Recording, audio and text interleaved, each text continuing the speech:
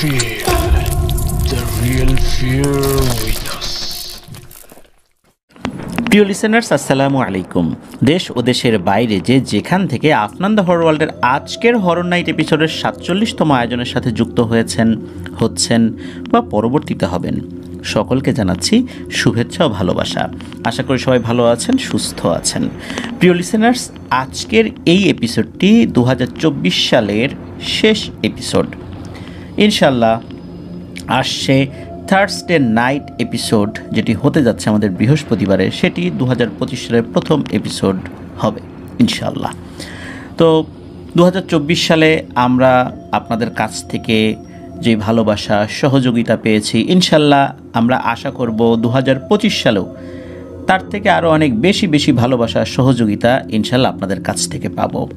আর আল্লাহর কাছে আমরা দোয়া করি, আল্লাহর কাছ থেকেও যেন আমরা অপার রহমত পেতে পারি। প্রিয় লিসেনার্স, আজকের যেই ঘটনাটি আপনাদেরকে শোনাতে যাচ্ছি, ঘটনাটি বেশ বড়, বেশ রোমাঞ্চকর, রোমহর্ষক, গা শিউরে ওঠার মতো অনেক কিছু এর মধ্যে রয়েছে। তো আশা করব ঘটনাটি আপনাদের সকলের ভয়ের শিহরণ জাগাতে সক্ষম হবে ইনশাল্লাহ। এই ঘটনাটি আমাদেরকে যিনি পাঠিয়েছেন তার নাম তৌফিক ইলাহি। ওনার বাড়ি নওগাঁ জেলার নওগাঁ সদরেই। মূলত ঘটনাটি উনি ওনার এক বন্ধুর কাছ থেকে নিয়েছেন। ওনার বন্ধুর দাদার বাবা ব্রিটিশ সরকার রেলওয়ের যেই চাকরি ছিল, সেই রেলওয়ের চাকরিতে গার্ড পদে উনি চাকরি পেয়েছিলেন। যেহেতু সে সময় রেলওয়ে এই ভারত উপমহাদেশে নতুন, আর সব জায়গায় কিন্তু তখনও রেল লাইন বসানো হয়নি। আর সরকার যেসব জায়গায় রেল লাইন বসাতো সেখানে যেই স্টেশন মেইনটেনেন্সের জন্য, এছাড়া এই লাইনগুলো সবসময় ঠিকঠাক রাখার জন্য কিন্তু প্রচুর লোকজনের প্রয়োজন হতো। তো ওই সময় যারা একটু লেখাপড়া করত তাদের কিন্তু মোটামুটি ভালো চাকরি হয়ে যেত। তো দাদার বাবার নাম ছিল আলিফউদ্দিন। আমরা আলিফউদ্দিন দাদা নামেই সম্বোধন করব। তো সে সময়ে ওনাদের জমি জমার কিন্তু কোনো অভাব ছিল না, অনেক জমি জমা ছিল। ওনারা ছিলেন 4 ভাই 3 বোন। আর ওনার পরিবারে তখন লেখাপড়ার প্রতি, বিশেষ করে পুরুষ সদস্যদের লেখাপড়ার প্রতি খুব গুরুত্ব দেওয়া হতো। ওনার নিজের গ্রামের বাড়ি নওগাঁ জেলার রানীনগর গ্রামে হলেও সে সময় উনি মাধ্যমিক স্তরের লেখাপড়া করছিলেন ভারতে। আর ওনার বাবাও নাকি চাইতেন না যে তার সব ছেলেরা বাড়িতে থাকুক। উনি চাইতেন যে তার যে বিষয় সম্পত্তি আছে সেগুলো পরবর্তীতে তার সন্তানদের মধ্যে উনি ইসলামিক যেই নিয়ম আছে জমি জমার বন্টনের ক্ষেত্রে, সেই অনুযায়ী উনি দেবেন, কাউকে উনি বঞ্চিত করবেন না। কিন্তু ওনার ছেলেরা যদি বাড়িতে থাকে তাহলে জমি জমা নিয়ে নিজেদের মধ্যে বিভিন্ন ধরনের দ্বন্দ্বে জড়িয়ে পড়তে পারেন। আর এই জন্যই মূলত তাদেরকে উচ্চশিক্ষায় শিক্ষিত করানোর চেষ্টা করছিলেন। আর বাড়িতেও খুব একটা আসলে ওনারা থাকুক সব সময় স্থায়ীভাবে, সেটা ওনার বাবা পছন্দ করতেন না। এইটাই ছিল কারণ, যাতে ভাইদের মধ্যে জমি জমা নিয়ে কখনোই শত্রুতা সৃষ্টি না হয়, এটা চাইতেন তার বাবা। তো যাই হোক, তো ওনার যে 4 ছেলে তাদেরকে লেখাপড়া করাচ্ছিলেন। তো এই যে আলিফউদ্দিন দাদা, উনি তো ভারত থেকে সেই সময়ে ইন্টারমিডিয়েট পাশ করে রেলের গার্ডের চাকরি নেন। ওনার প্রথম পোস্টিং হয়েছিল শিলিগুড়িতে। তখন ওনার বয়স খুব বেশি না, 23 কি 24 বছর হবে। আর এই বয়সের ছেলেরা বেশ সাহসী হয়। আর উনি নাকি বেশ লম্বা চওড়া স্বাস্থ্যবান ছিলেন। স্বাস্থ্যবান বলতে মোটা না, খুব হ্যান্ডসাম ফিগার আর কি। তখনকার সময়ে ওনার যে বেশভূষা ছিল, তো উনি বাইরে বের হলে লোকজন তাকে পুলিশের লোক ভেবে অনেক সময় ভয় পেতেন, আবার সম্মানও করতেন। যাই হোক, এই আলিফ দাদা উনি চাকরি পাওয়ার পর ছুটিতে গ্রামের বাড়িতে আসেন, এসে কয়েকদিন থাকেন। তো তার বাড়ির জানালা দিয়ে সবসময় সারি সারি ফসলি জমির মাঠ আর বিল দেখা যেত। রাতের বেলা হু হু করে বিলের বাতাস তার ঘরে ঢুকত। এরই মধ্যে তো ওই সময় বর্ষা মৌসুম শুরু হয়ে গেছে, সারাদিন রাত বৃষ্টি। তো ওনারা যেহেতু গ্রামেই থাকেন, সেহেতু ওনাদের তো রাতে মাছ ধরার একটা আগ্রহ আছেই। তার মধ্যে যেহেতু উনি অনেক দিন পর বাড়িতে এসেছেন, আর বর্ষাকাল, বিলে মাছ ধরার এই সুযোগ তো হাতছাড়া উনি করবেনই না। তো উনি আর ওনার বড় ভাই ঠিক করলেন যে আজ রাত্রে বিলে মাছ ধরতে যাবেন। বৃষ্টির পানিতে নদী ভরে যাওয়ার কারণে বিলে তো নদীর পানি চলে এসেছে, আর সেই সাথে প্রচুর বোয়াল মাছ আর বড় বড় সমস্ত কই মাছ এসে গেছে। তো আলিফ দাদা আর ওনার বড় ভাই একটা নৌকা নিয়ে রাতের বেলা বেরিয়ে পড়লেন। তখন বেশ রাত, আর ওই সময় তো এশার আজানের পরপরই গ্রামের লোকেরা ঘুমিয়ে পড়তেন। আর যেহেতু সেই রাতেও বৃষ্টি হচ্ছিল, সেহেতু আশেপাশের লোকজনের সবাই যে যার মতো কাজ সেরে ঘরের ভেতরে। তো ওনারা দুই ভাই মাছ ধরায় খুবই পারদর্শী ছিলেন। নৌকাটা মূলত ওনাদের নিজেদেরই, কারণ ওনারা তো বাসায় থাকতেন না খুব একটা। আলিফ দাদা আর ওনার বড় ভাইয়েরা যে যার মতো তো বাইরে লেখাপড়া করতেন, তো বাসায় মূলত থাকতেন ওনার বাবা, মা এবং 3 বোন। আর গেরস্থ বাসায় কাজের সহযোগিতার জন্য যেই লোকেরা থাকে তারাও একটা জায়গায় থাকতেন আর কি, ওই বাড়িরই, তাদের জন্য আলাদা ঘর ছিল। তো ওই লোকেরাই মূলত নৌকাটা বানিয়েছিলেন বেশ বড় আর শক্তিশালী করে। ওটা নিয়ে তারাও মাঝে মাঝে মাছ শিকারে যেতেন। তো যাই হোক, আলিফ দাদা আর ওনার বড় ভাই বড় বোয়াল মাছ শিকার করার জন্য টেটা আর একটা বড় রামদা নিয়ে গেছেন, আর সাথে মাছ রাখার জন্য বড় সড়ো একটা গামলা। তো দুই ভাই নৌকা বাইতে বাইতে বিলের বেশ গভীর জায়গায় চলে আসলেন। ঝিরিঝিরি বৃষ্টি হচ্ছে, আর পানির তখন বেশ স্রোত। ওনারা যেই জায়গায় এসেছেন সেটা মূলত মূল যে নদী তার ঠিক পাশেই একটা ফসলি জমি। তো এখানে বৃষ্টির পানি জমে অনেক গভীর হয়ে যায়। তো ওনারা লক্ষ্য করলেন আশেপাশে অনেকেই মাছ ধরছে। তো কুপিবাতির আলো আশেপাশে লক্ষ্য করা যাচ্ছে যে অনেকেই তাদের মতো করে নিজেদের মতো করে আসলে নৌকা নিয়ে আসছেন, বের হয়েছেন মাছ ধরার জন্য, তারা মাছ ধরছেন আর কি। তো ওনারা ওনাদের মতো করে মাছ ধরতে শুরু করেছেন, মানে আলিফ দাদারা মাছ ধরতে শুরু করেছেন। তো আলিফ দাদা তার সাথে থাকা বিশাল রামদা সেটা দিয়ে বোয়াল মাছের ঝাঁক দেখা মাত্র সেগুলোতে আঘাত করতে লাগলেন। যেগুলোতে আঘাত লাগছিল সেগুলো তো মারা গিয়ে পানিতে ভেসে ওঠে, আর তারা দুই ভাই মিলে এই মাছগুলো ওই পানি থেকে তুলে নৌকায় রাখা গামলাতে রাখেন। তো বড় বড় 4-5টা বোয়াল মাছ মারলেন এই আলিফ দাদা। এরপর ওনার বড় ভাই বললেন যে কিরে আলিফ, তুই তো অনেকগুলাই মাছ মারলি, চল মাছ মেরার কাজ নাই, কারণ এগুলো তো খাইতে হবে, এগুলো তো আর রাখা যাবে না, তো পরে আবার আসবো। আর এই মাছ আগামীকাল সুন্দর করে রান্না করে খাবো, আত্মীয় স্বজনদেরকে দিব। আর ব্যাপারটা হয়েছে কি, এই যে আলিফ দাদা উনি তো অনেকদিন পর বাড়িতে আসছেন, এতগুলো মাছ একের পর এক ধরতে পেরে ওনার তো আরও মাছ ধরার ইচ্ছা জাগেছে, মানে আরও মানে নেশা লাগছে তার কাছে যে আরও কটা মাছ ধরি। তো উনি আবার বললেন যে বড় ভাই, বোয়াল তো মারলাম, দেখি কোনো কই বা অন্য কোনো মাছ পাই কিনা। তো ওনার বড় ভাই শুরুতে না চাইলেও, যেহেতু আসলে ছোট ভাই অনেক দিন পর বাড়িতে আসছেন, বিলে আসছে মাছ ধরতে, আবার ছোট ভাই চলে যাবে শিলিগুড়িতে চাকরির সুবাদে। আর এই যে বড় ভাই আলিফ দাদা, যে বড় ভাই, উনিও কিন্তু একটা সরকারি চাকরি করতেন। তো উনিও মনে করলেন যে আমি তো আবার চলে যাব, আবার কবে না কবে আসা হবে, ঠিক আছে মাছ ধরি না একটু। ওনারা কিন্তু নৌকা বাইতে বাইতে বেশ গভীর স্থানে চলে এসেছেন, একদম মূল নদী যেখানে সেখানে, মানে বিল পার হয়ে তারা নদীর মধ্যে চলে এসেছেন।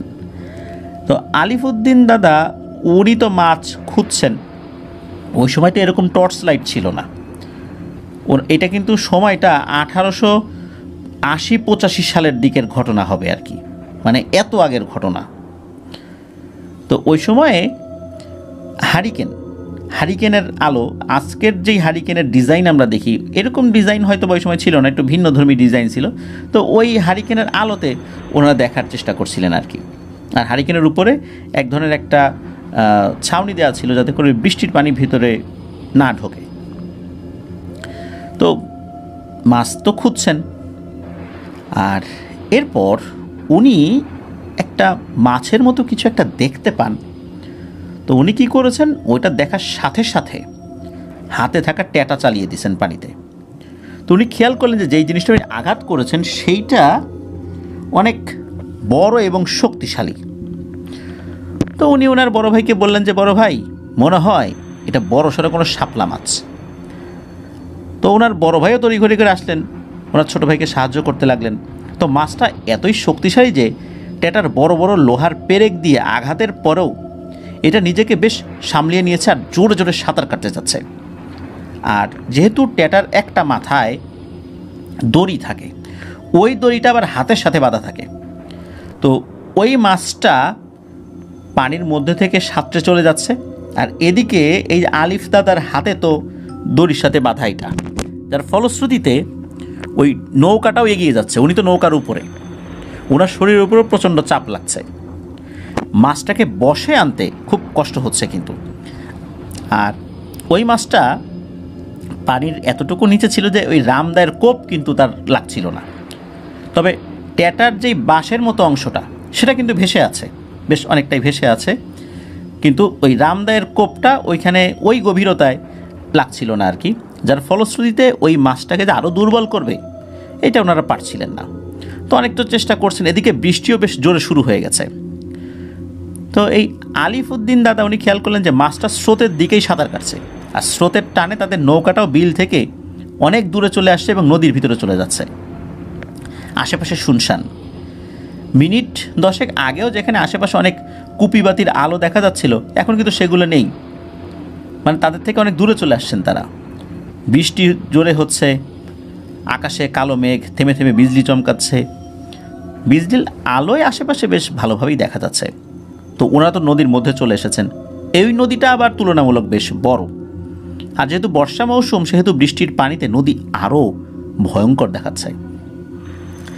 আলিফ দাদার বড় ভাই বললেন, চল রে, বাড়ির বিলের দিকে আগাই, অনেক রাত হয়েছে, আর একদম মাঝ নদীতে চলে আসছে নৌকা। স্রোতের উল্টো দিকে এই নৌকা টানতে কিন্তু বেশ কষ্ট হয়ে যাবে, বাদ দে না আজকের মতো, ওইটাকে ধরা লাগবে না, ছাড়, আর হাত থেকে ওই ট্যাটার দড়িটা খুলে ফেল, যাজ্ঞা। তো বড় ভাইয়ের এই কথার উত্তরে এই আলিফ দাদা বললেন, বড় ভাই মাছটা কিন্তু অনেক বড়, এমন বড় মাছ তো বাজারে বিক্রি করলে অনেক টাকা পাওয়া যাবে। যাই হোক, আমরা এটাকে বাজারে বিক্রি করব না। আর শাপলা মাছ কিন্তু অনেক সুস্বাদু, অনেক দিন আগে খেয়েছিলাম যখন কলেজের হোস্টেলে ছিলাম। আর এই দিকে তো এই মাছগুলো আশেপাশে বাজারে খুব একটা পাওয়া যায় না। তো এটার শক্তি আগের মতো আর নাই, যত দেরি হবে ও তত ক্লান্ত হতে থাকবে। তো দেরি যখন হয়েছে আর একটু দেরি করি, মাছটা নৌকাতে তুলেই রওনা দিই। তো ওনার বড় ভাই যদিও দেরি করতে চাচ্ছিলেন না, কারণ স্রোতের বিপরীতে নৌকা টেনে নিয়ে যাওয়া কিন্তু খুব কষ্টকর একটা ব্যাপার। তাছাড়া রাতের বেলা যদি এরকম নির্জন জায়গায় মাছ ধরতে কেউ আসে, অনেক ধরনের ভয়ঙ্কর ঘটনা ঘটে।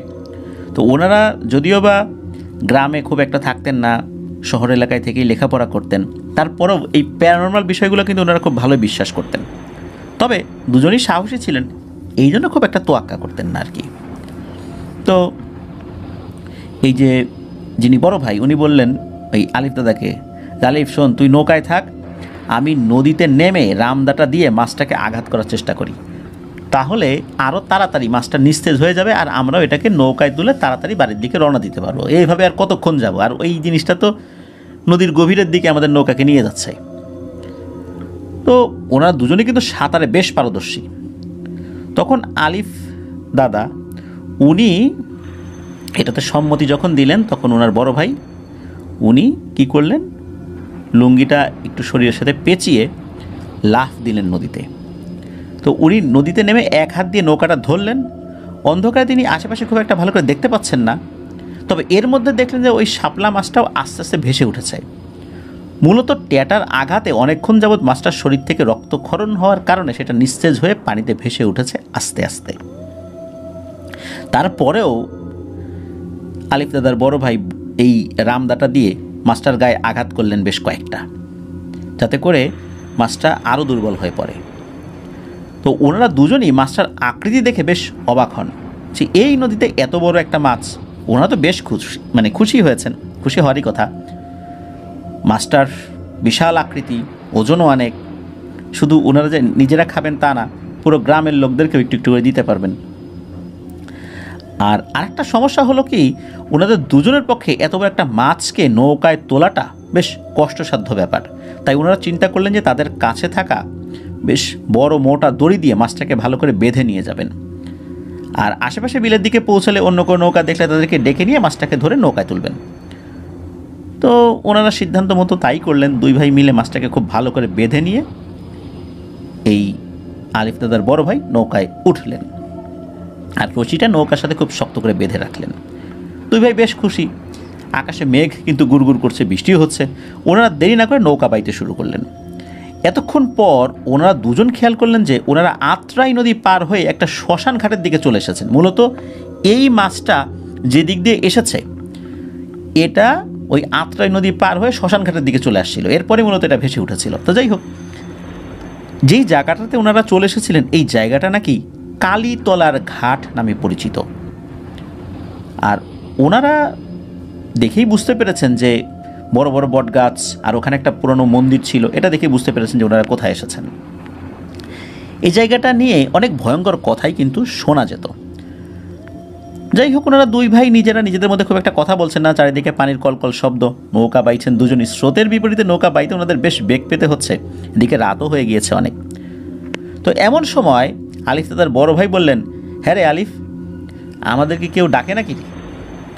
তখন আলিফ দাদা বলছেন যে কই, আমি তো কিছু শুনি নাই, আর আশেপাশে তো কোনো নৌকাও নাই। তো ওনারা আবার দুই ভাই মিলে নৌকা বাইতে লাগলেন। হাওয়া বয়ে যাচ্ছে বেশ শীতল, কারণ বৃষ্টি হয়েছে তো বাতাসটা অনেক ঠান্ডা হয়ে গেছে আর কি। এবার ওনারা দুজনই শুনতে পেলেন কেউ তাদের ডাকছে। হাওয়ায় একটা শব্দ ভেসে আসছে, ও মাঝি, ও মাঝি, দাঁড়াও দাঁড়াও। এদিকে আলিফউদ্দিন দাদা যিনি, উনি প্রথমে উত্তর দিতে চাইলেন না, কারণ অনেক সময় নদী পথে ডাকাতি হয় এভাবে। নৌকা দাঁড় করিয়ে ডাকাতেরা নৌকায় উঠে সব জিনিসপত্র ডাকাতি করে নিয়ে যায়। শুধু নিয়ে যায় তা না, ক্ষেত্র বিশেষে নৌকার মাঝের হাত পা বেঁধে পানিতে ফেলে দেয়। তো ওনার বড় ভাই আবার কি মনে করে উত্তর দিলেন, হ্যাঁ রে বাপু, কে তুমি, ওখানে কি করো? এরপর উত্তর এলো যে পথ হারায় ফেলছি রে ভাই, প্রাণনাথপুর গ্রামে যাব। তো এই প্রাণনাথপুর গ্রামের কথা শুনে ওনারা দুই ভাই ভাবলেন যে আরে এটা তো আমাদের পাশেরই গ্রাম। তো হয়তো বা তাদের মতো কেউ মাছ ধরতে এসে নদীর স্রোতের টানে এখানে চলে এসে যার পথ খুঁজে পাচ্ছে না। কিন্তু তারপরেও এই আলিফউদ্দিন দাদা বললেন যে বড় ভাই, মাছ নদীতে এইভাবে তো ডাকাতও হতে পারে, হয়তো এভাবে গ্রামের নাম বলে তাদের থামিয়ে নৌকা এনে সব ডাকাতি করবে। তখন আলিফ দাদার বড় ভাই বললেন যে কি আর আছে রে আমাদের সাথে, কয়েকটা বোয়াল মাছ আর এই শাপলা মাছ এই তো আছে, আর আমরা কি একেবারেই নিরস্ত নাকি? ট্যাটা আছে না, রামদা আছে না, আর আমরা তো দুই ভাই আসি, আমরা কি দুর্বল নাকি? আমাদের সাথে এই একটা লোক খুব বেশি পেরে উঠবে না ইনশাল্লাহ। আর তাছাড়া আমাদের দুজনের পক্ষেও তো নৌকা চালানো কষ্টকর হচ্ছে, ওই লোকটা আসলে একটু সুবিধাও হবে, স্রোতের বিপরীতে নৌকা টানতে সুবিধা হবে। তো আলিফউদ্দিন দাদা একটু সান্ত্বনা পেলেন বড় ভাইয়ের কথা শুনে। এবার ওই আলিফ দাদার বড় ভাই বেশ জোরে জোরে হাঁক ডাকলেন আর কি, যে ও ভাই, কষ্ট করে নৌকার দিকে আসো একটু, এখানে আসি আমরা। তো ওনাদের নৌকায় তো দুটো আলো ছিলই, আলোটা আরেকটু বাড়িয়ে দিয়েছেন। তো ওই লোকটা দূর থেকে বলে আচ্ছা যাচ্ছি যাচ্ছি। তো মিনিট পাঁচেক অপেক্ষা করার পর ওনারা নদীতে বৈঠা চালানোর শব্দ শুনতে পেলেন। একদম ছোট একটা ডিঙি নৌকা তাদের নৌকার দিকে আসছে। তো আলিফ দাদা আর তার বড় ভাই দুজনই হাতের কাছে থাকা তাদের যে রামদা, এই রামদা আর টেটা শক্ত করে ধরে আছেন, যে এই ব্যাটারের যদি ডাকাত বলে মনে হয় তাহলে এটারে একদম সাইজ করে ফেলবো, এরকম চিন্তা করেছেন। তো ওই নৌকাটা কাছাকাছি আসতেই নৌকা থেকে লোকটা বলে উঠল, ও ভাই, মাছ ধরতে ধরতে নৌকা নিয়ে একেবারে নদীতে এসে পড়ছি, কিন্তু পথ হারাই ফেলছি, তাই আপনাদেরকে বিরক্ত করলাম, আপনারা কোথায় যাবেন? তো উত্তরে আলিফ দাদা বললেন যে রানীনগর গ্রামে যাব। এদিকে কিন্তু ওই লোকের চেহারাটা খুব একটা বোঝা যাচ্ছে না, মনে হচ্ছে লোকটা বেশ চিকন আর লম্বা, গায়ে চাদর জড়ানো, চাদরের ভাঁজে মুখটা খুব একটা ভালো দেখা না গেলেও মুখটা যে খুব একটা অস্বাভাবিক না এটা বোঝা যাচ্ছে। তো লোকটা কোনো কিছু না বলেই নিজের নৌকা থেকে এই নৌকাতে উঠে আসলো আর বলল যে আমার এই নৌকাটাতে পানি উঠছে অনেক, তাই চালানো যাচ্ছে না, আপনাদের নৌকাটা তো অনেক বড়, দুজন মিলে চালাতেও কষ্ট হবে, যেহেতু বড় নৌকা আবার স্রোতও আছে, স্রোতের উল্টো দিকে যাবেন, তো আমি আমার নৌকাটা আপনাদের নৌকার সাথে বেঁধে নিয়ে আপনাদের নৌকা চালাতে সাহায্য করতে পারি। তো লোকটার সাহায্য করার প্রস্তাবে ওনারা দুই ভাই বেশ খুশি হলেন। ওরা দুই ভাই ওই লোকটাকে নৌকা বাঁধতে সাহায্য করলেন। মিনিট দশেক লাগলো টোটাল প্রক্রিয়াটা শেষ করতে। এবার ওনারা নৌকা বাইতে শুরু করলেন। লোকটার চেহারা কিন্তু তখনও পুরোপুরি ওনারা কেউ দেখেন নাই, আর যতটুকু দেখা যাচ্ছে স্বাভাবিক মনে হচ্ছিল আর কি। আর ওই লোকটার সরল সহজ কথায় দুজনই বেশ বিশ্বাস করে ফেলেছেন যে লোকটা খারাপ কেউ না, তাদের পাশের গ্রামের, আর বয়স তাদের কাছাকাছি হবে বা 1-2 বছর বেশি হবে। কথায় কথায় লোকটাকে এই আলিফ দাদার বড় ভাই প্রশ্ন করলেন, তা ভাই কী মাছ পাইলা? উত্তর লোকটা বলে ওঠে যে, না ভাই মাছ তো পাইনি ভালো মতো, আমার জালটা মনে হয় ছিঁড়ে গেছে, তাই কোনোভাবে মাছ পাই নাই, বেশি মাছের আশাইতে দিক চলে এসে বিপদে পড়ে গেছি। তো আপনারা তো অনেক মাছ পাইছেন দেখি, কী মাছ এগুলা? উত্তরে আলিফ দাদা বললেন যে, এই যে বোয়াল মাছ, একটা বড় শাপলা মাছ পাইছি, ওই যে দেখেন দড়ি দিয়ে ওই দিকটাতে বাঁধা আছে, ওজন অনেক তো, তাই নৌকায় তুলতে পারিনি। তো ওই লোকটা সেদিকে তাকিয়ে শুধু একবার দেখলো, এরপর কোনো কথা নাই, সবাই চুপ। তো নৌকা যখন নদী পার হয়ে বিলের কাছাকাছি আসবে তখন ওই লোকটা বলল খুব গম্ভীর ভাষায়, বেশ গম্ভীর আর মোটা গলায়, শাপলা মাছটা ছেড়ে দে।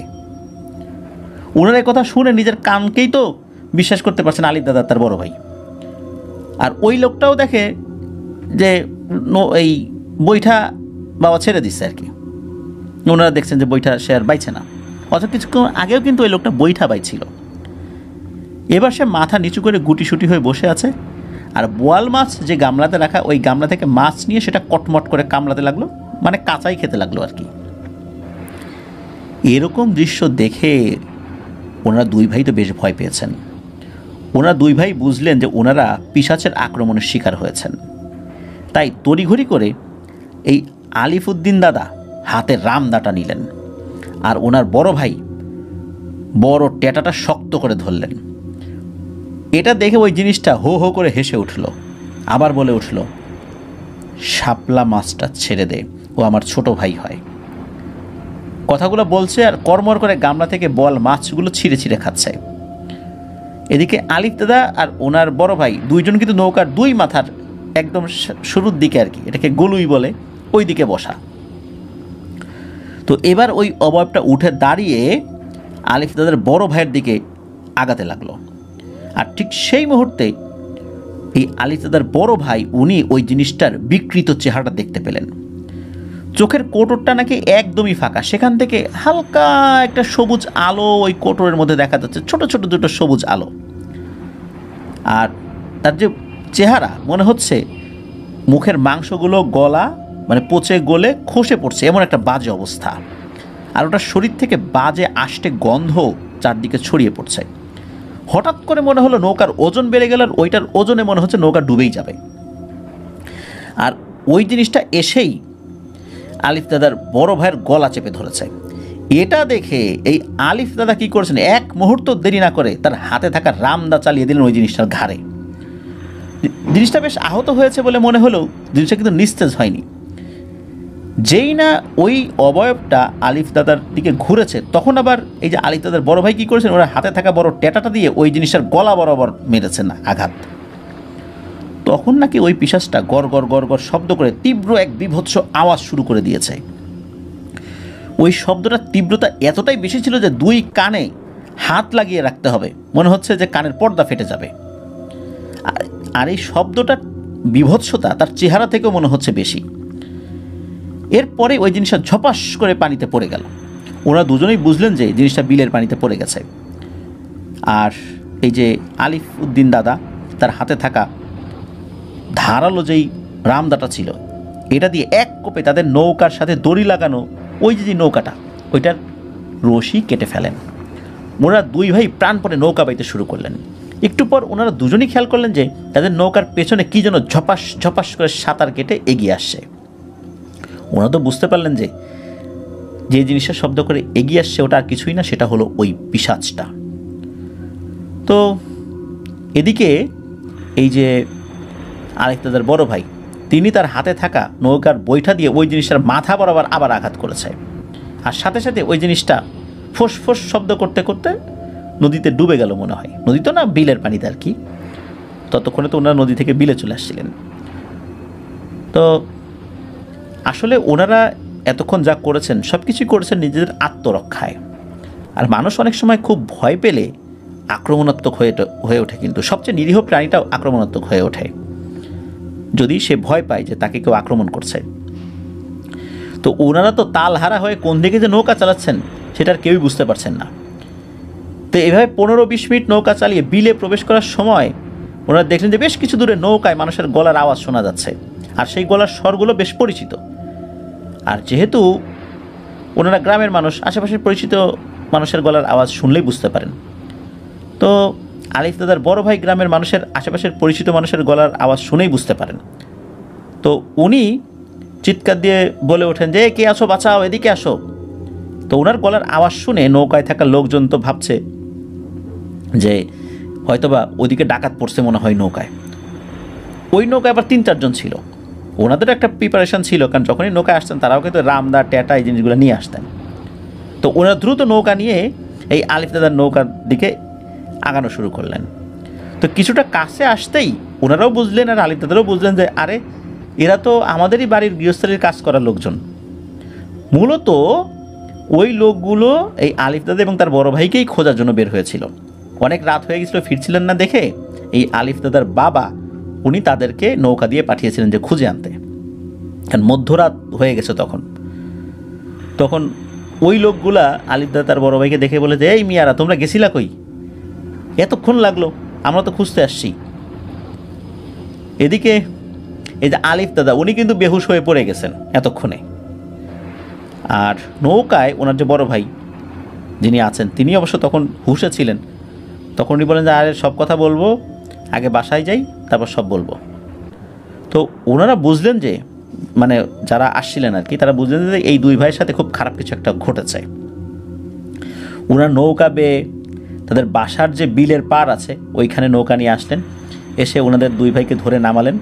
তখন এই যে আলিফ দাদার বড় ভাই বললেন যে নৌকার সাথে একটা বড় শাপলা মাছ বাঁধা আছে, ওইটাকে তুলে নিয়ে আসো। অবাক করা বিষয় হলো ওই যে লোকজনগুলো আসছিলেন তারা বললেন যে নৌকার সাথে একটা দড়ি বাঁধা, কিন্তু ওখানে তো কোনো শাপলা মাছ নাই। মাছটা না থাকার খবর শুনে ওনারা খুবই মন খারাপ করলেন যে এত কষ্ট করে মাছটা ধরলাম, নাই। আর এই মাছটাকে রক্ষা করার জন্য এই পিশাচটার সাথেও লড়াই করলাম। তারপরে ওনারা আল্লাহর শুকরিয়া আদায় করলেন যে অন্তত বেঁচে ফিরতে পেরেছেন। তো ওনারা বাসায় গেলেন। বাসায় ওনাদের বাবা মা আর বোনেরা খুবই চিন্তিত ছিলেন তাদেরকে নিয়ে। বাসায় এসে আলিফ দাদার বড় ভাই বললেন সব কিছু, যে কি হয়েছিল সব শুনে বাসার সবাই কিন্তু খুবই ভয় পেলেন।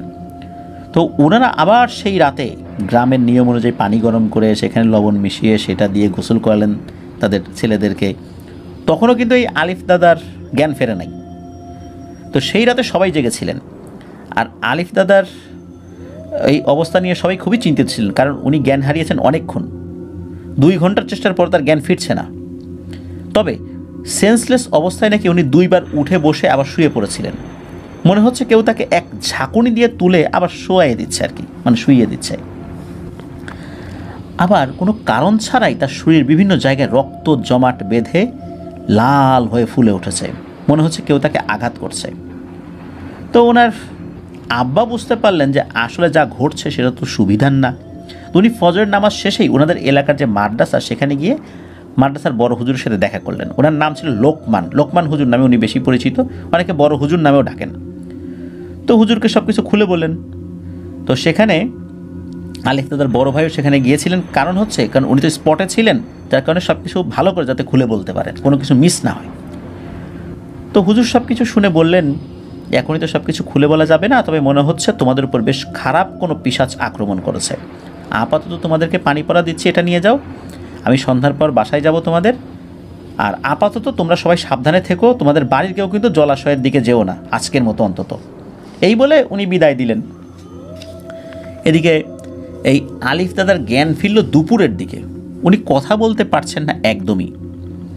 উনি চোখ খুলে ফ্যালফ্যাল করে তাকিয়ে আছেন সবার দিকে। আর ঘরে যে জানালা, ওই জানালাটার দিকে বারবার চোখ দিয়ে ইশারা করে কিছু একটা বোঝাতে চাচ্ছিলেন। ঘরে ওনার মা, 3 বোন এবং ওনার বড় ভাই ছিলেন। ওই সময় ওনার বাবা ঘরে ছিলেন না। তো আলিফ দাদা চোখের ইশারায় যে কিছু একটা বোঝাতে চাচ্ছেন এটা ওনার বড় ভাই খেয়াল করলেন। তখন কিন্তু ভর দুপুরবেলা। ওনাদের ঘরের জানালাটা বেশ বড়। আগেকার গ্রামের বাসার জানালাগুলোর কাঠের ফ্রেমের হতো আর গোল গোল লোহার শিক দিয়ে বানানো হতো আর কি। আর জানালা দিয়ে তো বিস্তর বিল দেখা যাচ্ছিল। উনি বেশ ভালোভাবে খেয়াল করলেন যে কালো কিছু একটা অবয়ব বাসার সামনের কদম গাছটায় উল্টো হয়ে ঝুলে আছে।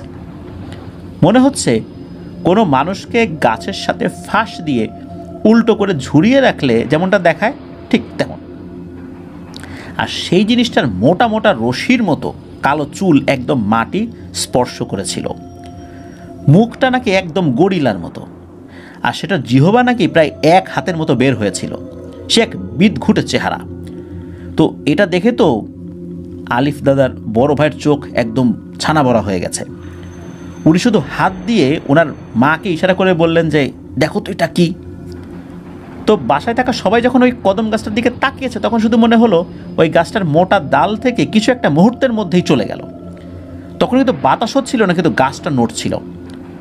আমরা অনেক সময় দেখতে পাই যে গাছের ডালে যদি কোনো বড় আকারের পাখি বসে, যদি উড়ে যায়, তখন উড়ে গেলে ওই ডালটা নড়ে ওঠে, কারণ পাখি উড়ে যাওয়ার আগে পা দিয়ে ডালে কিছুটা চাপ সৃষ্টি করে। এই কারণে কিন্তু এরকমটা হয়। আর যেহেতু ওই গাছে কিছু একটা ঝুলে ছিল, ওটা ওখান থেকে লাফ দিয়ে সরে গেছে, এই কারণে গাছটা নড়ে উঠছিল। গাছটা কিন্তু বেশ মোটাই ছিল, কদম গাছ অনেক সময় মোটা হয় না, ওই রকম টাইপের আর কি, বেশ বড় ছিল কদম গাছটা। তো বড় কিছু একটা যেখানে ছিল এটা বোঝা যাচ্ছে। আর বড় কিছু যাই থাকুক না কেন, এই গাছটাকে নাড়ানো কিন্তু তাদের পক্ষে সম্ভব না ওইভাবে, মানে শেকড় সহ নড়ে উঠবে এরকমটা কিন্তু পসিবল না, বড় ধরনের ঝড় ছাড়া। মনে হচ্ছে ওই রকম কিছু একটা হয়েছে, এমনভাবে নড়েছে। বাসার যেই লোকজন ছিল যারা কাজ করতো ওখানে, তারাও দৌড়ে বাইরে বের হয়েছেন আর ওই কদম গাছটার কাছে গিয়েছেন। ওনারাও ওখানে কিছু দেখেন না, তবে গাছের ওখান থেকে খুব বাজে আষ্টে গন্ধ পেলেন তারা সবাই। তো এরই মধ্যে আস্তে আস্তে এই আলিফ দাদা কথা বলতে পারছেন। বিকালের দিকে উনি বেশ সুস্থ হয়ে উঠলেন। গতকাল রাত্রে কি হয়েছিল সেটাও উনি সবার সাথে শেয়ার করলেন। সন্ধ্যার পর লোকমান হুজুর দুইজনকে সাথে নিয়ে এলেন। যে দুজন এসেছিলেন হুজুরের সাথে, ওনারা ছিলেন হুজুরেরই ছাত্র। তো এতক্ষণ তো আলিফ দাদা বেশ সুস্থই ছিলেন, কিন্তু হঠাৎ করে হুজুরকে দেখা মাত্রই উনি হুজুরকে গালিগালাজ করতে লাগলেন, উদ্ভ্রান্তের মতো আচরণ শুরু করে দিলেন। হুজুরের দুইজন ছাত্র তাকে বেশ শক্ত করে ধরে নিয়ে ঘরে নিয়ে গেলেন, আর বাড়ির মহিলাদেরকে বললেন যে যে যার মতো ঘরের ভিতরে থাকেন, কেউ বাইরে বের হবেন না। তো হুজুর, ওনার দুই ছাত্র, আলিফ দাদার বড় ভাই আর আলিফ দাদার আব্বা আর আলিফ দাদা, এই কয়জন মিলে এক ঘরে ঢুকে দরজা লাগিয়ে দিলেন। এদিকে আলিফ দাদা কিন্তু উদ্ভ্রান্তের মতো আচরণ করেই যাচ্ছেন। তো ওনার এই আচরণ দেখে হুজুর ওনার ডান হাতের ছোট আঙ্গুল চেপে কিছু একটা পরে ফু দেওয়া মাত্রই তিনি নিস্তেজ হয়ে পড়লেন। এরপর হুজুর 3টি মোমবাতি জ্বালালেন আর তার সাথে আনা 2টি পাথর মেঝেতে রাখলেন। আর ওনার সাথে 2 ছাত্রের এক ছাত্রকে সাদা একটা কাপড় দিয়ে একেবারে ঢেকে দিলেন। আর সবাইকে একসাথে বসতে বললেন যাতে দূরত্ব না থাকে। এরপর উনি ওনার সাথে আনা একটা পুটলি থেকে সাদা কিছু একটা বের করে চারিদিকে গোল করে ছিটিয়ে দিলেন। এরপর সবাইকে উদ্দেশ্য করে বললেন যে কেউ যেন এই গোল দাগের বাইরে না যায়। যতই ভয়ঙ্কর কিছু শোনেন না কেন, তারপরও এই গোল দাগের মধ্যেই থাকবেন। এরপর লোকমান হুজুর ওনার রুকিয়া শুরু করলেন। সব কিছু শান্ত।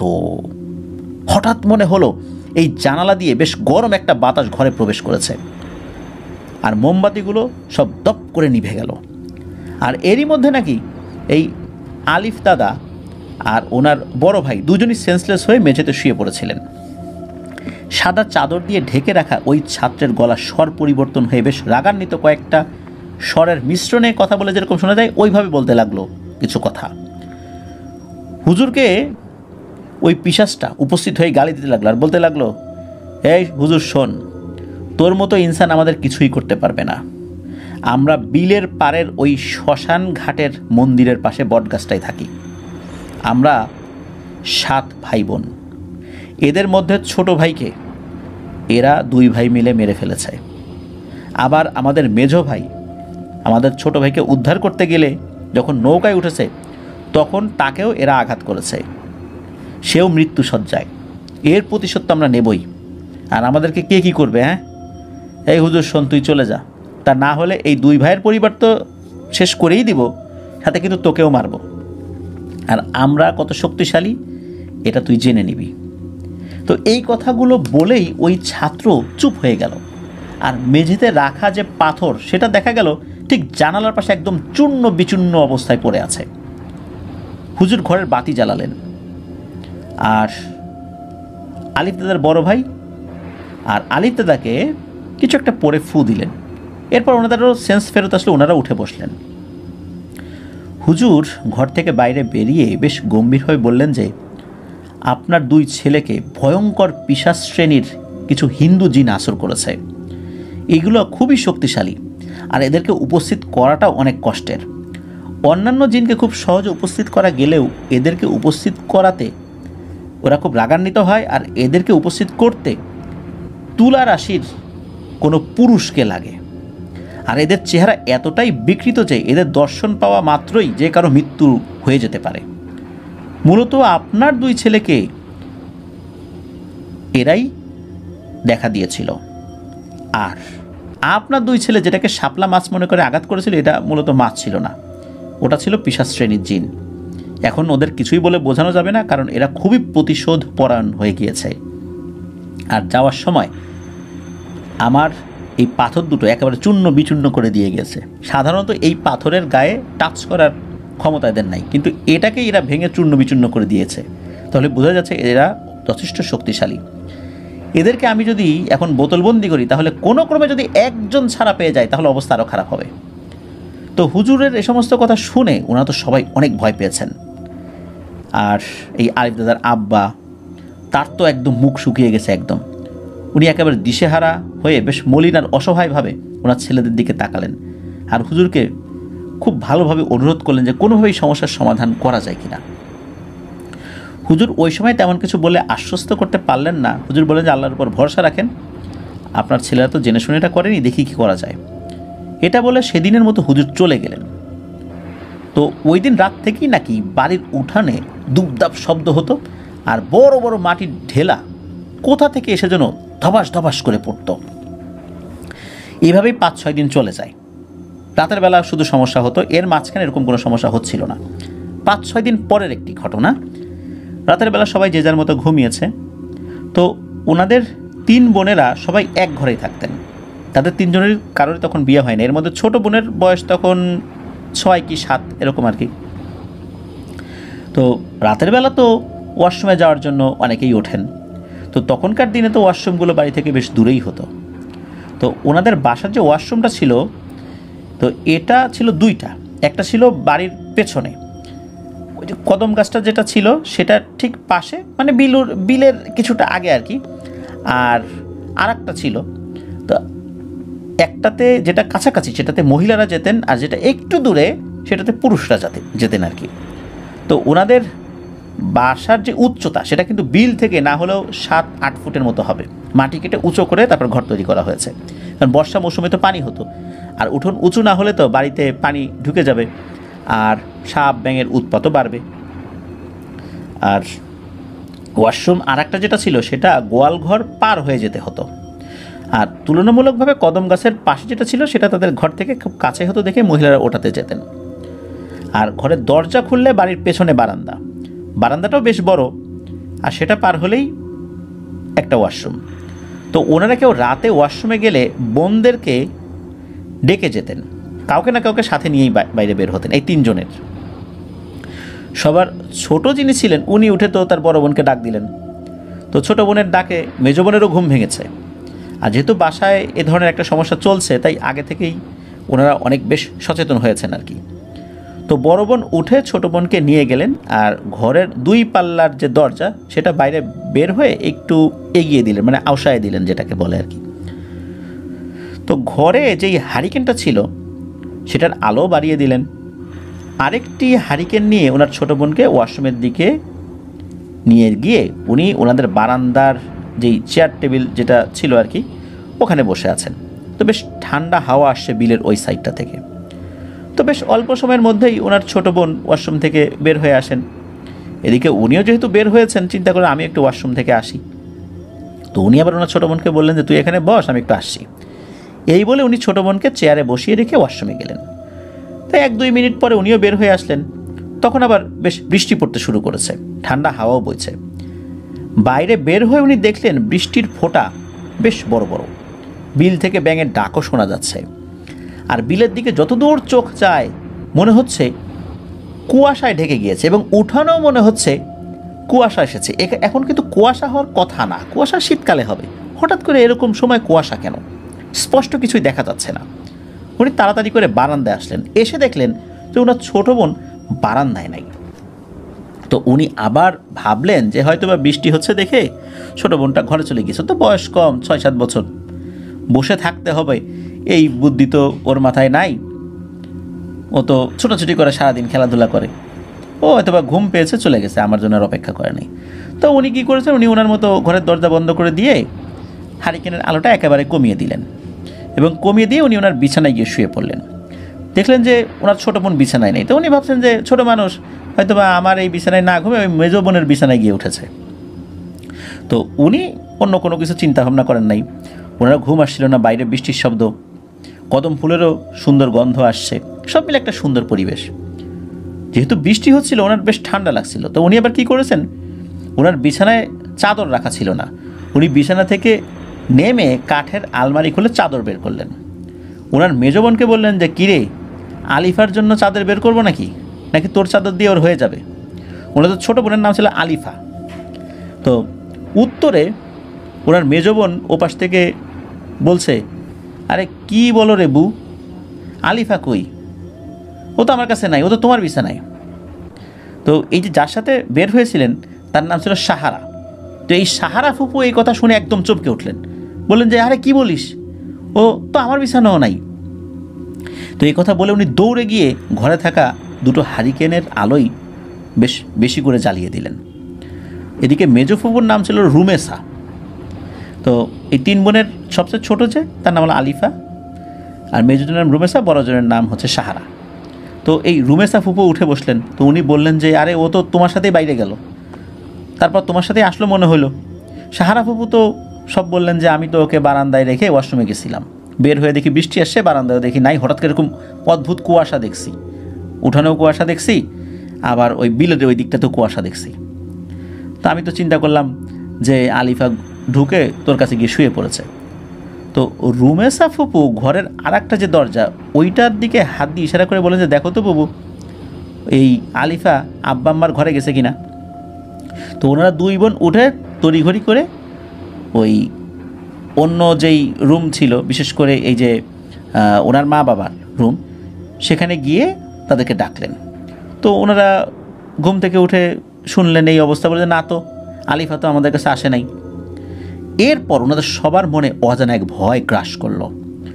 ওনারাও দ্রুত বাতি জ্বালিয়ে বাসার প্রত্যেককে ডাকলেন, ওনাদের বাসায় যারা কাজ করতেন তাদেরকে ডাক দিলেন। তারপর অন্য ভাই যারা ছিল, এই যে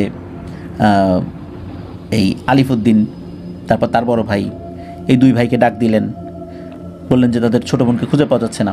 সবাই উঠে বৃষ্টির মধ্যে আশেপাশে খুঁজতে লাগলেন। তো 6-7 বছর বয়সী একটা বাচ্চা মেয়ে এই রাতের বেলা কোথায় যাবে? তো অনেক খোঁজার পরেও আশেপাশে আর পাওয়া গেল না। এদিকে তার মা তো কান্নায় ভেঙে পড়েছে যে রাতের বেলায় এত ছোট্ট মেয়ে কোথায় যাবে, কোথায় হারিয়ে গেল, আর এত অল্প সময়ের মধ্যে এত দূরে তো সে যেতেও পারবে না, কারণ বৃষ্টি হচ্ছে। তো বৃষ্টি তাদের এই উৎকণ্ঠায় যেন আরও বেশি মাত্রা যোগ করে দিল। বৃষ্টিস্নাত রাতের মনোরম পরিবেশ নিমিষেই ভারী হয়ে উঠল। তো বড় দাদা বলতে আসলে আলিফ দাদার বাবার কথা বলছি। তো ওনার বাসার যারা কাজ করতেন তাদেরকে বাইরে পাঠিয়ে দিলেন মেয়েকে খোঁজার জন্য। তাদের সাথে কিন্তু এই যে আলিফ দাদা এবং তার বড় ভাইও যেতে চাইলেন, কিন্তু যেহেতু তারা একটা প্রবলেমে পড়েছিলেন, জিন দ্বারা পজেস ছিলেন, এই কারণে তাদের বাবা তাদেরকে বাইরে পাঠালেন না। সারা রাত টানা বৃষ্টি হলো, সারা রাত আশেপাশে তন্ন তন্ন করে খুঁজেও এই আলিফা ফুপুর খোঁজ আর পাওয়া গেল না। সকালে আজান হলো মসজিদে। নামাজ পড়ে মসজিদে আসা সকল মুসল্লিদের জানানো হলো যে যদি এই আলিফাকে কেউ দেখে তাহলে দ্রুত যেন খবর দেয়। অল্প সময়ের মধ্যে বিষয়টা সারা গ্রামে ছড়িয়ে যায়। দুপুরের দিকে খবর আসে যে বিল পার হয়ে নদীর ঠিক আগে, অর্থাৎ বিল আর নদী যেখানে প্রায় মিশে গিয়েছে, সেখানে ছোট একটা বাচ্চার লাশ ভেসে উঠেছে। সেটা একটা মেয়ে বাচ্চার লাশ। ওটা হতে পারে ওনাদের ছোট মেয়ের লাশ। তখন আলিফ দাদার বাবা উনি সাথে কয়েকজন লোকজন নিয়ে বড় নৌকাটি নিয়ে বেরিয়ে পড়লেন। ওখানে গিয়ে দেখলেন যে অন্য একটি নৌকায় একটা বাচ্চার লাশ 3 জন মাঝি উঠিয়ে রেখেছেন। কাছে গিয়ে দেখলেন এটা তারই মেয়ে আলিফা। ছোট মেয়ের লাশ দেখে একেবারে বাকরুদ্ধ হয়ে গেলেন উনি। মাঝিদের কাছে জানতে চাইলেন যে আসলে কিভাবে তার লাশটি পেল। মাঝিরা জানালো তারা মূলত বিলে আসছিল মাছ ধরতে, মাছ ধরার জন্যই মূলত তারা জাল ফেলেছিল, আর এই জালেই এই মেয়েটির লাশ তারা পায়। তখন তারা আশেপাশের নৌকায় থাকা লোকদেরকে জানায়, এরপরই মূলত খবরটা পৌঁছে যায় আর কি আলিফ দাদাদের বাড়িতে। মেয়ের লাশ নৌকায় তুলে বাড়িতে নিয়ে আসা হলো। কিভাবে কি হলো কেউ কোনো কিছুই আন্দাজ করতে পারছে না। একবার তিনি ভাবলেন যে ছোট মানুষ হয়তো বারান্দা থেকে উঠে উঠোনের শেষ দিকে কদম গাছের নিচে বিলের পানি দেখতে গিয়েছিল, পা পিছলে বিলের পানিতে পড়ে গিয়েছে। কিন্তু এটাও যৌক্তিক না, কারণ সে যদি পড়েই যায় উঁচু উঠোন থেকে তাহলে তো পানিতে পড়ার শব্দ হবে, আর সে পানিতে পড়ে হাত পা নাড়াবে, চিল্লাবে, আর সে তো সাঁতার জানে খুব ভালোভাবেই। আর তখনও তো এই যে সাহারা ফুপু ওয়াশরুমে ছিল, সেও শুনতে পাবে। আবার উঠোন থেকে তাদের ঘর এত দূরেও না যে বাসার কেউ কোনো শব্দই শুনতে পাবে না। আর রাতের বেলা তার তো ওই বিল দেখতে যাওয়ার কথা না, সারাদিনই তো সে বিল দেখে, রাতের বেলা বিল দেখার তো কোনো কিছু নেই। আর সে তো ছোটো মানুষ, স্বাভাবিকভাবে একটু ভীতু প্রকৃতির, সে ওইদিকে তো একা একা যাবে না। আসলে এই জিনিসটার ব্যাখ্যা খুঁজে পাওয়াটা মুশকিল হচ্ছিল, হয়তো বা এটাই তার ভাগ্যে ছিল। তো সেদিনই এই আলিফ দাদার বড় ভাইকে বলে আলিফ দাদার বাবা তার অন্য দুই যে ছেলে রয়েছে যারা বাড়িতে থাকে না, আলিফ দাদারা তো 4 ভাই, তো তাদেরকে টেলিগ্রাম করা হলো। ওই সময় কিন্তু টেলিগ্রাম করা হতো, টলে টক্কা মেশিনের মাধ্যমে টেলিগ্রাম করা হতো। ছোট্ট কয়েকটা বাক্য থাকতো বা একটা বাক্যের মধ্যেই মূল মেসেজটা দিয়ে দেওয়া হতো। এটা খুব ইমার্জেন্সি কেসে এটা করা হতো, কারণ ওই সময় প্রেক্ষাপটে টেলিগ্রাম করাটা কিন্তু ব্যয়বহুল ছিল। তো 2 ছেলেকে টেলিগ্রাম করা হলো, বাসায় চলে আসতে অতি দ্রুত। বাসায় তাদের ছোট বোন পানিতে ডুবে মারা গিয়েছে। তো ওনারা টেলিগ্রাম পাওয়া মাত্র দেরি করলেন না। সেদিন এশার পর জানাজা করে আলিফা নামক এই ছোট্ট ফুটফুটে মেয়েটাকে সবাই চিরবিদায় দিলেন। বাড়িতে শোকের ছায়া। রাতের বেলা আলিফ দাদার বাবা মানে বড় দাদা শুয়ে আছেন। মেয়ের শোকে ওনার ঘুম আসছিল না, চোখ বেয়ে অশ্রু পড়ছিল।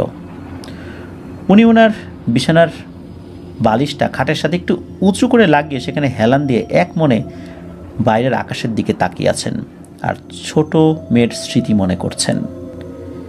শেষ রাতের দিকে তিনি হালকা ঘুমিয়ে পড়লেন।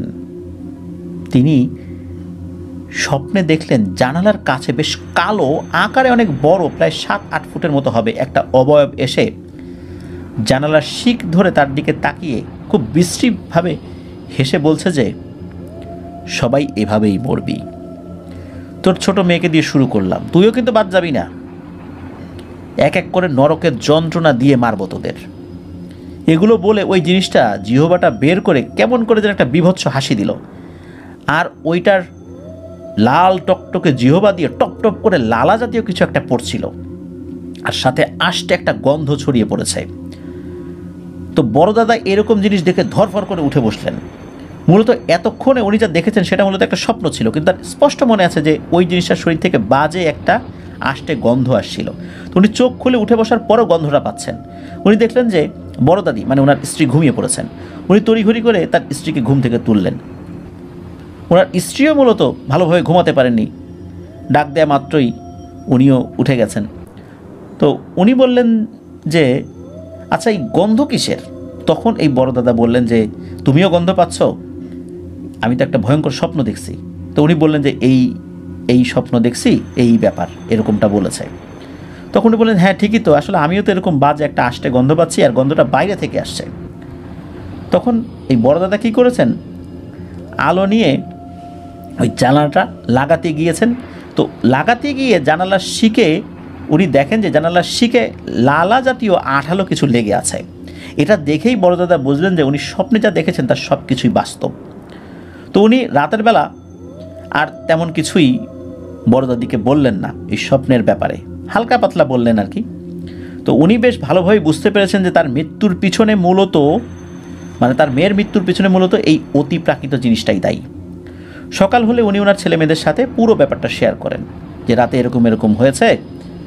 আর একই স্বপ্ন এই যে আলিফ দাদা তার বড় ভাই তারাও নাকি দেখেছে, মানে এই 3 জন দেখেছে যে এরকম একটা পিশাচ স্বপ্নের মধ্যে এসে এরকম কিছু বলে গিয়েছে। ওনারা দেরি করলেন না, কারণ বিপদ সামনে। সামনে কার যে মৃত্যু ঘণ্টা বেজে উঠবে তা তো ওনারা জানেন না।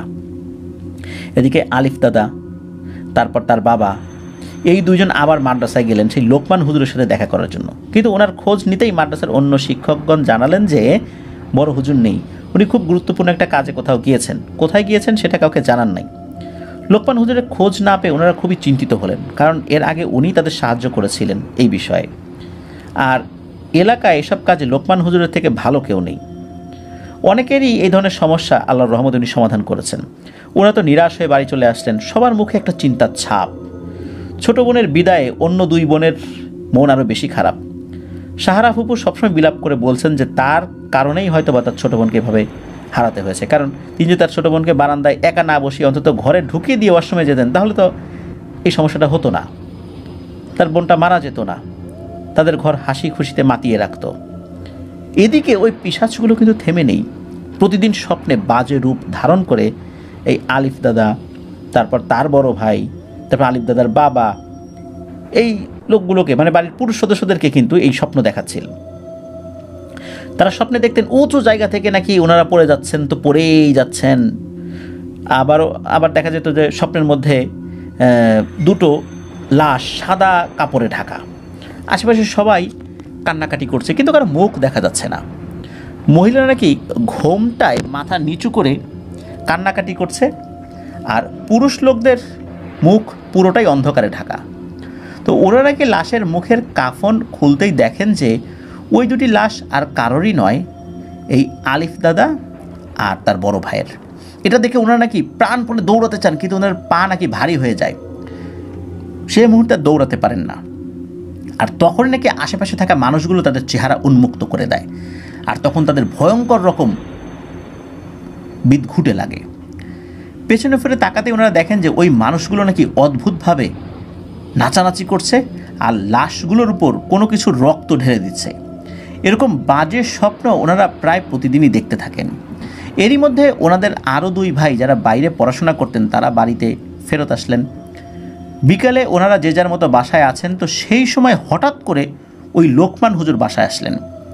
লোকমান হুজুর বড় দাদা মানে আলিফ দাদার বাবার সাথে দেখা করে বেশ দুঃখ প্রকাশ করলেন যে এরকম একটা মর্মান্তিক ঘটনা ঘটে গিয়েছে, উনি তো ওই সময় ছিলেন না, আর ওনারা যে কি ভয়ঙ্কর একটা বাজে পরিস্থিতির মধ্যে দিয়ে যাচ্ছেন এটা নিয়ে লোকমান হুজুরও আফসোস করছেন। তবে লোকমান হুজুর বললেন যে আসলে আপনাদের সমস্যা কিভাবে সমাধান করা যায় এটার জন্যই আমি আমার এক ওস্তাদ আছে তার কাছে গিয়েছিলাম। উনি অনেক বড় একজন আলেম, ওনার বয়স অনেক, ওনাকে একটা জরুরি কাজে ভারতের দেওবন্দে যেতে হবে, আবার ওই কাজটা শেষ করে উনি ফেরত আসবেন। তবে কী কাজ করতে যাবেন এটা উনি নির্দিষ্ট করে বলেন নাই। আমি আপনাদের সাথে ঘটে যাওয়া ঘটনা তাকে জানিয়েছি, উনি শুধু বলেছেন যে আল্লাহর রহমতে ঠিক হয়ে যাবে, আপনার দেওবন্দে যান, আমিও আপনাদের সাথে যেন যাই, এটাই আমার ওস্তাদ বলেছেন। তো ওইখানে গিয়ে ইনশাল্লাহ এই সমস্যার সমাধান হতে পারে। আর বেশি দেরি করা ঠিক হবে না, আমরা রেডি হয়ে যাই। তো ওরা নাকি সেদিনই রাতের বেলা দেওবন্দের উদ্দেশ্যে রওনা দিয়েছিলেন। আর যাওয়ার আগে এই আলিফ দাদার মা মানে বড় দাদি আর দুই ফুপুকে বড় দাদির বাপের বাড়িতে পাঠিয়ে দেন। আর বাসায় কাজের লোকেরা যারা ছিল তারা বাড়ি আর গবাদি পশু দেখাশোনা করার জন্য রয়ে গেলেন।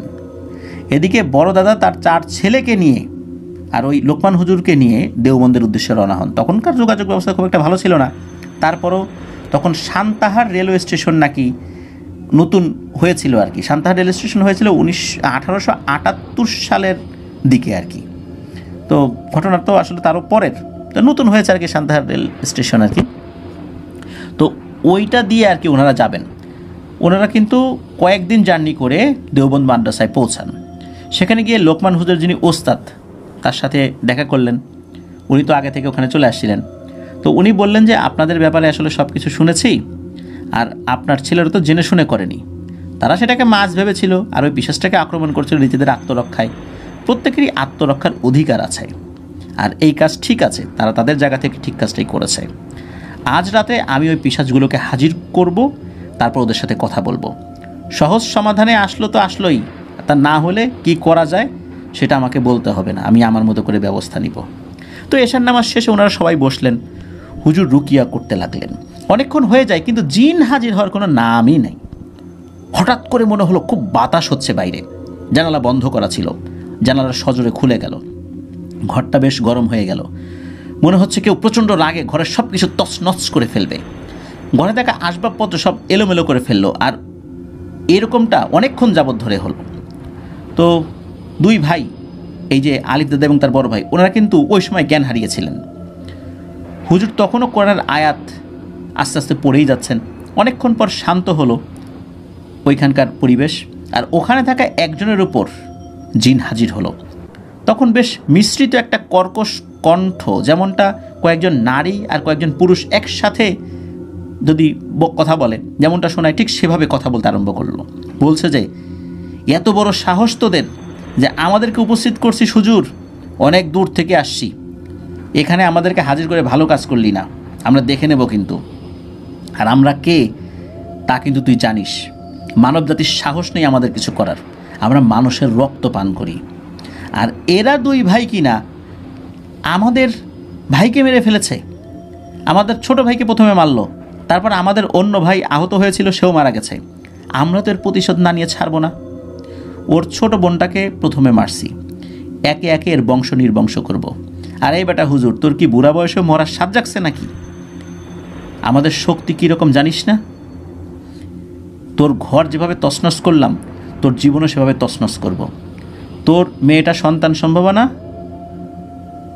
সাবধান করে দিলাম কিন্তু। এদিকে হুজুরের সাথে এইরকম তুচ্ছ তাচ্ছিল্য ব্যবহার, এটা তো আসলে মেনে নেওয়ার মতো না। হুজুর খুবই সম্মানিত একজন ব্যক্তি, তার সাথে এই ভাষায় কথা বলছে কিন্তু এরা, এটা খুবই, যদি ওইভাবে চিন্তা করি, খুবই একটা অপরাধ, গর্হিত অপরাধ এমন একজন আলেমের সাথে এই ধরনের আচরণ করা। তো হুজুর কিন্তু ধৈর্য ধরে চুপ করে আছেন। এদের এই ধরনের কটু কথা উনি কোনো উত্তর ওইভাবে দিচ্ছেন না। তো হুজুর তো চুপ করে আছেন। একটু পরে কোনো কিছু একটা মনে হলো, একটা হুজুর কিছু পড়লেন, পড়েই মানে একটা পানির পাত্রে কিছু একটা পড়েছেন, সেটাতে ফু দিয়ে চারদিকে ছিটিয়ে দিয়েছেন। আর তখনই ওই জিনিসটা আর্তনাদ করে উঠল। তখন হুজুর বললেন, তোরা যাই হোস না কেন, শুরুতেই আমার এখানে এসে তোরা বেয়াদবি করলি। আমি যদি চাই তাহলে তোরা এখান থেকে বেরোতে পারবি না। তারপর আমার ঘরের ভেতর সব জিনিসপত্র ফেলে এলোমেলো করে দিয়েছিস। আবার কি না আমার সামনে সবাইকে নির্বংশ করার হুমকি দিচ্ছিস, আবার আমার মেয়েকেও হুমকি দিচ্ছিস। যাই হোক, ওরা ছেলে মানুষ, তোর ছোটো ভাইকে শাপলা মাছ ভেবে আক্রমণ করেছে। ওরা যদি জানতো যে এটা পিশাচ, তাহলে তারা আঘাত করতো না। আবার তোদের মধ্যে কেউ একজন মানুষের রূপ নিয়ে ওদের নৌকায় উঠে ভাইকে উদ্ধার করতে এসে আক্রমণ করলি তোরা। এটা কি ঠিক করছিস? তা তো ঠিক করিস নাই। ওরা আত্মরক্ষায় তোদেরকে আঘাত করেছে। এরপর আরও একটা অন্যায় করেছিস, এই বাড়ির সবচেয়ে ছোট মেয়েকে বিনা দোষে রাতের বেলা বারান্দা থেকে তুলে নিয়ে পানিতে ডুবিয়ে মেরেছিস। এটা অনেক বড় একটা অন্যায়। শোন, যেহেতু তোদের ভাই মারা গেছে আর তোরাও এই পরিবারের ছোট মেয়েকে মেরে ফেলেছিস, জানের বদলে জান তো নিয়েই নিয়েছিস। এটা এখানেই শেষ, আর কোনো কথা হবে না। এখান থেকে চলে যাবি, এই পরিবারের দিকে আর চোখ তুলে তাকাবি না। আর দ্বিতীয়বার যদি আমি তোদের সাথে কথা বলতে যাই, তখন কিন্তু মুখে কোনো কথা বলবো না, অন্যভাবে কথা বলবো। হুজুরের এমন গম্ভীর কথা শুনেও ওই জিনিসগুলো যেন কোনো কিছু তোয়াক্কাই করলো না। ওরাও উল্টো হুমকি দিয়ে বলল যে, তোর মতো বৃদ্ধ ইনসান আমাদের কিছু করবে, এটাকে আমাদের বিশ্বাস করতে হবে? তুই কি করতে পারিস সেটা দেখব। আর বললাম তো, তুইও এখন আমাদের শত্রুর তালিকায় চলে আসছিস। তোর সম্ভব মেয়ের কী ক্ষতি করব সেটাও তুই দেখতে পারবি। এই কথা বলেই কথা বলা বন্ধ করে দিল ওই লোকটা, মানে ওই লোকের ভিতরে আসছিল তো। আর তখন মনে হলো ঘরটা বেশ ঠান্ডা। ওনারা সবাই বুঝতে পারলেন ওই পিশাচ শ্রেণীর জিনগুলো মূলত চলে গিয়েছে। বড় দাদা, মানে আলিফ দাদার বাবা, উনি সব শুনে আরও বেশি চিন্তিত হয়ে পড়লেন, কারণ উনি এত দূর থেকে এসেছেন সমস্যার সমাধান পাওয়ার আশায়। ওনারা যা শরণাপন্ন হয়েছেন, উনিও একজন নাম করা আলেমে দিন, তার হাজার হাজার আলেম ছাত্র রয়েছে। তার কাছে এসেও এই জিনগুলো রীতিমতো হুজুরকে তুচ্ছ তাচ্ছিল্য করে হুমকি দিয়ে গেল। তো যাই হোক, একটু পর ওখানকার একজনকে হুজুরাই বললেন যে ঘরের বাতি জ্বালাতে। তো বাতি জ্বালিয়ে দেওয়া হলো। হুজুর বড় দাদাকে বললেন যে চিন্তা করবেন না, ওরা যেসব কথা বলে গেল তাতে ওরা ওদের ঔদ্ধত্য প্রকাশ করে গেল। আমি ওদের ভালোভাবে বারণ করলাম যে সব অত্যাচার বন্ধ করতে, ওরা সেটা শুনলো না। এখন আমার যা করার সেটা আমি করবো ইনশাল্লাহ। আপনারা নিশ্চিন্তে থাকুন, ইনশাল্লাহ সমস্যার সমাধান হয়ে যাবে। রাত হয়েছে, খাবার খেয়ে শুয়ে পড়ুন।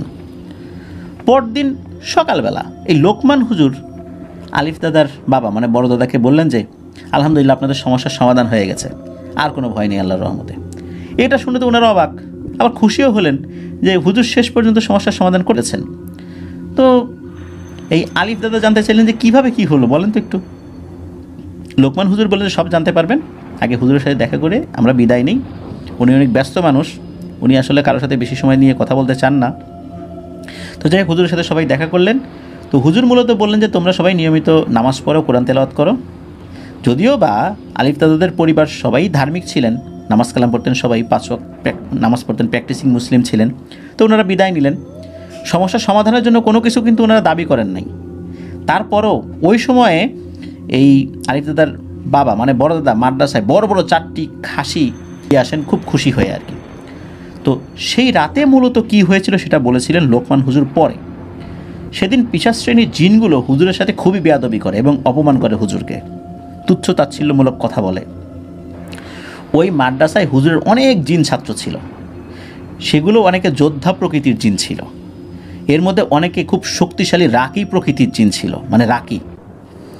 অনেকেই অনেক শক্তিশালী জাদুটনা কাটাতে পারার মতো মানে ক্ষমতাও ছিল। এমন জিনেরাও এই হুজুরের কাছে এসে লেখাপড়া করত এবং হুজুরকে খুবই শ্রদ্ধা করতেন তারা। হুজুরের খেদমতে ব্যস্ত থাকতেন, যে হুজুরের একটা কথা জীবন দিতেও প্রস্তুত ছিল, এমন একটা অবস্থা। তো ওনারা কিন্তু ওই সময় মাদ্রাসার আশেপাশে ছিলেন, ওনারা দেখছিলেন যে এই পিশাচ শ্রেণীর দুষ্টু জিনগুলো আসছে, হুজুরের ঘরের দিকে যাচ্ছে। তখন ওনারা ওই জায়গাতে তাদেরকে আটকাতে চেয়েছিলেন। তো তখন জানতে পারেন যে হুজুরই তাদেরকে ডেকেছেন। তখন তারা ওই হুজুরের ঘরে ঢোকার সুযোগ করে দেয়, আর যাওয়ার পরে মূলত হুজুরের ঘর তছনছ করে, তারপর তাকে হুমকি দেয়। সব কথাই কিন্তু এই হুজুরের ছাত্র জিনেরা শুনছিলেন। আর ওই জিনগুলো তো খুব শক্তিশালী ছিল ঠিকই, কিন্তু মাদ্রাসায় থাকা এই জিনগুলোর শক্তির কাছে আবার ওদের আসলে শক্তি কিছুই ছিল না। ওই সময়ে ইনস্ট্যান্ট কোনো প্রতিক্রিয়া ওই জিন ছাত্ররা দেখায় নেই, ওনারা বাইরে ছিলেন।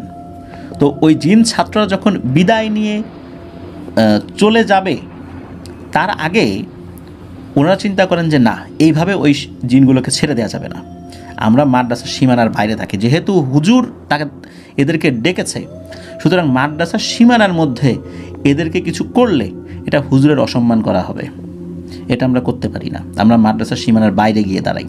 তো মাদ্রাসার সীমানার বাইরে তারা দাঁড়িয়েছেন। তো ওই জিনগুলো যখন ওই দিক দিয়ে যাচ্ছিল তখন ওদেরকে খপ করে ধরে ফেলে এবং আটক করে ফেলে, এবং এরপরে ওই জিনগুলোকে হুজুরের কাছে নিয়ে আসে মূলত মাফ চাওয়ানোর জন্য।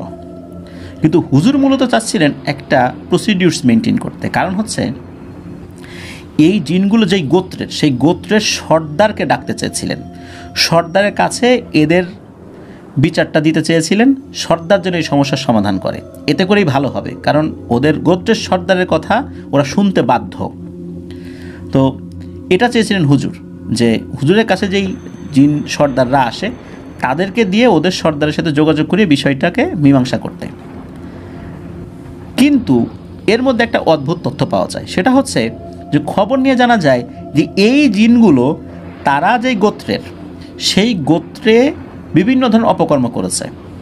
তাদের গোত্রের যে সর্দার, সেই সর্দার ওরকম খারাপ জিন না, তারা পিশাচ শ্রেণীর হলে ওরকম খারাপ জিন না, কিন্তু সমস্যাটা হলো ওরা বিভিন্ন জায়গায় গিয়ে এই 7 ভাই বোন মিলে অপকর্ম করত, বিভিন্ন জায়গায় মানুষের উপর নির্যাতন করত, প্রায়শই তাদের নামে নালিশ আসতো। এমনকি অনেক বিচার সালিশেও তাদের সর্দারকে ডেকে নিয়ে অপমান করা হয়েছে এবং বন্দি করার হুমকিও দেওয়া হয়েছে অনেক বড় বড় আলেমদের তরফ থেকে বা অনেক বড় বড় কবিরাজ বা রাকির তরফ থেকে।